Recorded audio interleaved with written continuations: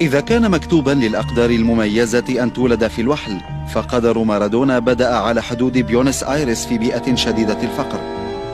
فعندما كان دييغو في 12 من عمره، ارتدى قميصا يحمل رقما قدر له النجاح سلفا ولعب بمهارة. وأيضا كانت هناك آلة تصوير تصاحب التدريب لتعلن للأرجنتين عن مولد الطفل الملك الذي سيتربع على عرش كرة القدم. عامان آخران ويحصل مارادونا على لقبه الأول، فيكون انطلاقة لتحقيق أحلامه. لدي حلمان، الأول خوض المونديال، والثاني أن أصبح بطلا. بالنسبة إلى مارادونا كان لاختياره معنى محدد، فبعد أن رفض عرضا لفريق ريفر بليت الكبير، اختار في 20 من فبراير عام 1981 الانضمام إلى فريق بوكا جونيور محبوب الأحياء الفقيرة، كما أن والده كان يشجع هذا الفريق. مهما يكن الخصم الذي يلعب أمامه فهو يراوغ، يقفز بالكرة ويلهك الأطفال.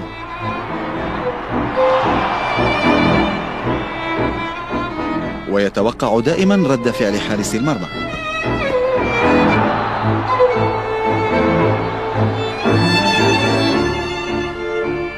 يجرب كل الحركات غير المتوقعة، يفشل في تسديد الهدف لكنه ينجح في المرة التالية. في رأسه أفكار لا يمكن التحكم فيها، ودائما يعود للهجوم ولا ييأس أبدا.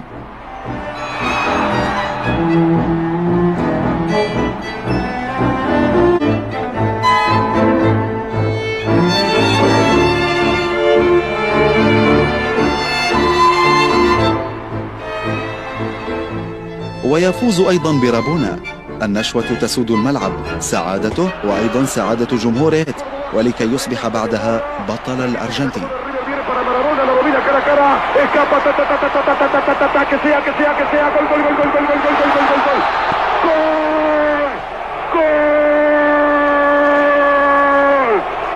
دخل فريق برشلونة في شهر سبتمبر مع صديقه سيتر. إنه النادي الوحيد القادر على شراء فتى يساوي ثقله ذهبا، والذي قدر في النهاية ب8 ملايين من الدولارات. نفس هؤلاء الأوروبيين المبهورين من حركاته البهلوانية التي تشعل الاستاد، مثلما كان يحدث في الماضي، مثل تلك الحركة المستوردة التي يتسلى فيها مارادونا بأن يشاكس ويحاصر الحارس ويراوغ ظهيرا خلفيا فقط من أجل جمال الحركة. بعد هزيمة ريال مدريد الرائع اليوم، يمكن للجمهور أن يلوح بأعلامه، فقد جاء إلى هنا بديل مصارع الثيران، لاعب كرة القدم الساخر، الفتى الذي يساوي ذهبا، والذي تمت مكافأته كأحسن لاعب في البطولة الإسبانية منذ أول موسم لعبه. برشلونة ذو الفكر البرجوازي لا يقدر هذا الغريب مارادونا حتى بعد أن وصل إلى القمة. في 24 من سبتمبر عام 83 مباراته ضد أتلتيكو بلباو، يستمر دييغو في ترقيصه، يريد أن يكيل لكل هؤلاء الإسبان المفتخرين بجذورهم والذين يحتقرونه. لقد أهدى تمريرة جيدة لزميله ألونزو، هدف لم يكن في محله. وبعد الأفراح يأتي التأنيب. كان يجري فتمت عرقلته وهو في قمة سرعته. ومن زاوية أخرى، هذا الجزار أندوني غويغويتشيا لم يتوقف حتى ترك دييغو مصابا بكعب قدمه اليسرى.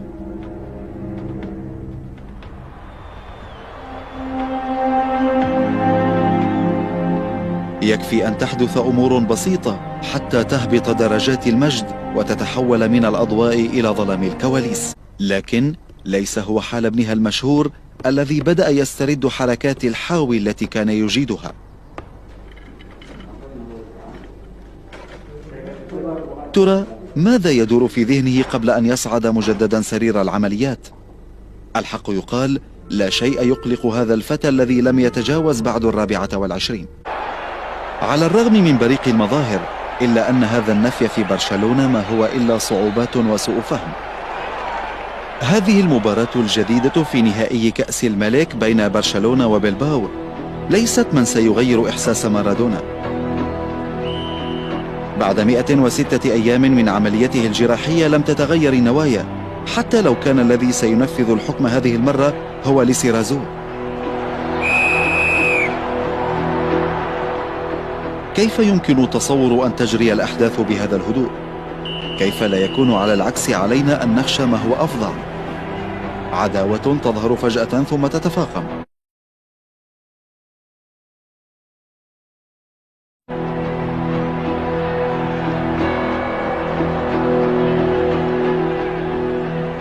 لم يفقد دييغو براءته فقط، لكنه فقد أيضا سيطرته على نفسه. لم يعد للأمر أي علاقة بكرة القدم، بل بتصفية حسابات.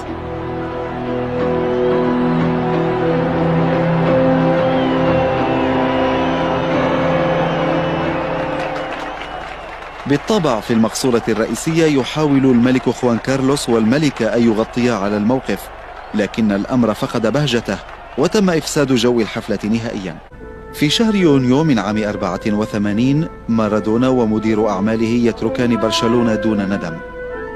وبمجرد أن ظهر مارادونا في خليج نابولي كثرت الإشاعات التي باتت الآن يقينا سيتم إلحاقه بناد لم يكن أحد يتوقعه، ناد مغمور لم يحصل طوال 53 عاما على بطولة واحدة، فريق شعبي، فريق من الجنوب لا يطيع سوى عاداته.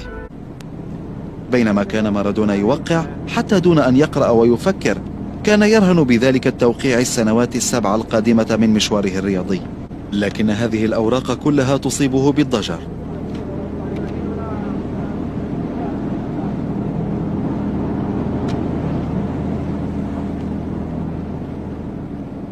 فيرلينو ملك الأشغال العامة في نابولي يستفيد من الموقف وينقل سرا للآخرين أخبار المفاوضات التي تجري.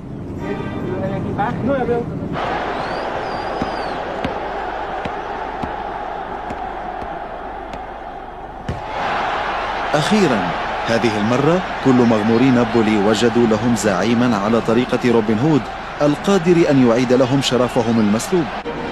24 من فبراير عام 85 اليوم سيقدم مارادونا تحفته الجديدة. سيواجه نابولي نادي لاتزيو من روما. واحدة من القيم المؤكدة أن مارادونا يحلق في سماء المجد.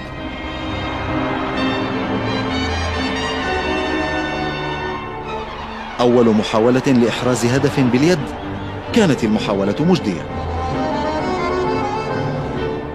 والآن ضربة مرتدة رائعة الهدف منها تأكيد هويته، ثم الهدف الأول تحفة رائعة من اليقظة واغتنام الفرصة، ثم الهدف التالي تم حسابه بالمليمتر.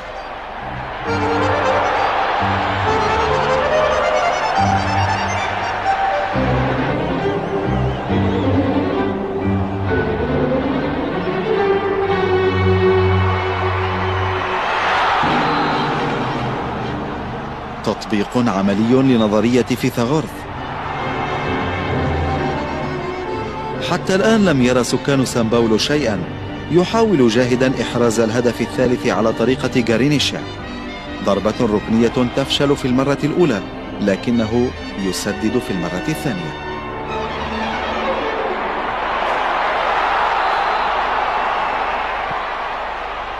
إنه أكثر من رهان، إنه إهانة حقيقية لحارس مرمى لاتسيو الذي يقع داخل مرماه، وفي النهاية ضربة قوية للمدرب الخصم الذي أعلن قبل بداية المباراة أن 3 أطفال يستطيعون أن يطفئوا هذا